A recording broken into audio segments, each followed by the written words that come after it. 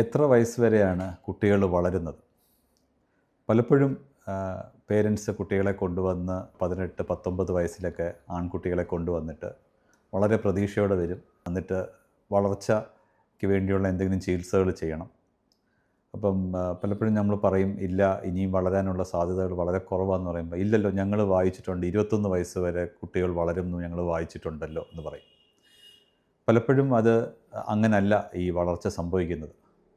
നമ്മൾ ഒരു കുഞ്ഞുണ്ടാവുമ്പോൾ അതിൻ്റെ ആദ്യത്തെ വർഷങ്ങളിലാണ് ഏറ്റവും അധികം വളർച്ച വരുന്നത്. ആദ്യത്തെ 1 വയസ്സ് വരയ്ക്കും.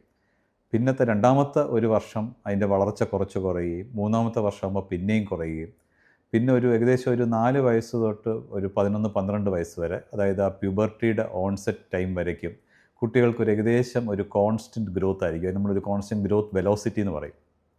ഈ പ്യൂബർട്ടി എത്തിക്കഴിയുമ്പോഴത്തേക്ക് കുട്ടികളുടെ ഗ്രോത്ത് വെലോസിറ്റി പിന്നെയും കുറച്ച് പെട്ടെന്ന് അവർ ഗ്രോത്ത് ഉണ്ടാവുകയും അത് കഴിയുമ്പോൾ അവരുടെ ഗ്രോത്ത് നിൽക്കുകയും ചെയ്യും. ഇങ്ങനെയാണ് സാധാരണ ഒരു കുട്ടിക്ക് ഗ്രോത്ത് ഉണ്ടാകുന്നത്.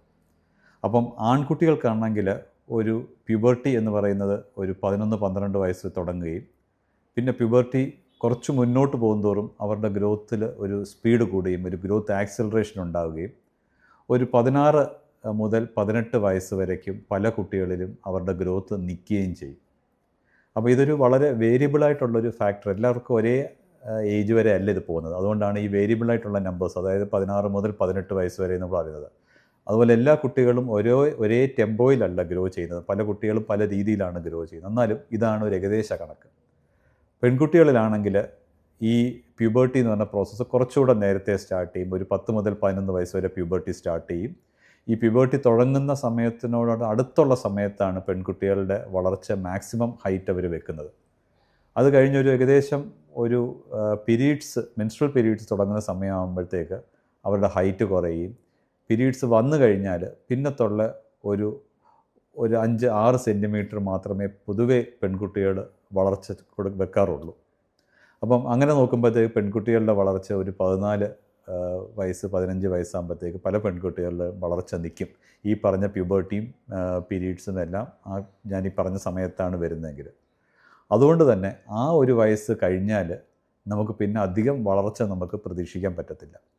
ഇതെന്തുകൊണ്ടാണെന്ന് പറഞ്ഞാൽ നമ്മൾ വളരുന്നത് നമ്മുടെ എല്ലുകളാണ്. നമ്മളുടെ എല്ലുകളുടെ അറ്റത്ത് ഗ്രോത്ത് പ്ലേറ്റ് എന്ന് പറഞ്ഞൊരു കാര്യമുണ്ട്. അതൊരു കാർട്ടിലേജ് എന്ന് പറഞ്ഞൊരു സോഫ്റ്റായിട്ടൊരു മെറ്റീരിയൽ കൊണ്ടാണ് ഈ ഗ്രോത്ത് പ്ലേറ്റ് ഉണ്ടാക്കിയിരിക്കുന്നത്. ക്രമേണ ഒരു കുട്ടി വളരുമ്പോൾ ആ കുട്ടിയുടെ പുരുഷ ഹോർമോൺസിൻ്റെയും സ്ത്രീ ഹോർമോൺസിൻ്റെയൊക്കെ ആക്ഷൻ കാരണം ഈ ഗ്രോത്ത് പ്ലേറ്റ് പതുക്കെ അതിൻ്റെ ബോണിലോട്ട് കൺവേർട്ട് ചെയ്യുകയും ഒരിക്കൽ ഇത് ബോൺസ് ഫ്യൂസായി കഴിഞ്ഞാൽ പിന്നെ നമുക്ക് വളർച്ച ഒട്ടും തന്നെ ബാക്കി കാണത്തില്ല. അപ്പം പലപ്പോഴും ഈ 17-18 വയസ്സൊക്കെ എത്തുമ്പോഴത്തേക്ക് ഞങ്ങൾ ഡോക്ടർമാർ ചെയ്യുന്നത്, പലപ്പോഴും പേഷ്യൻസ് കൺവിൻസ്ഡ് അല്ല. അതായത് ഇവർ വളരത്തില്ലെന്ന് അവർക്ക് വിശ്വസിക്കാൻ പറ്റുന്നില്ല. കാരണം അവരെപ്പോഴും പിന്നെ വളരും എന്ന് പറഞ്ഞ് വെയിറ്റ് ചെയ്തിരുന്ന ആളുകളാണ്. അപ്പോൾ ഈ വളർച്ച ഇല്ല എന്ന് പറയുമ്പോൾ നമുക്ക് പിന്നെ ചെയ്യാൻ പറ്റുന്നത് ഈ ഒരു എക്സ്റേ എടുത്തിട്ട് കുട്ടികളുടെ ഈ വളർച്ചയിൽ എന്തെങ്കിലും എല്ലിൻ്റെ വളർച്ചയിൽ ബാക്കിയുണ്ടോ, ബാക്കിയില്ലെങ്കിൽ അത് അവരെ പറഞ്ഞ് മനസ്സിലാക്കാൻ മാത്രമേ പറ്റത്തുള്ളൂ.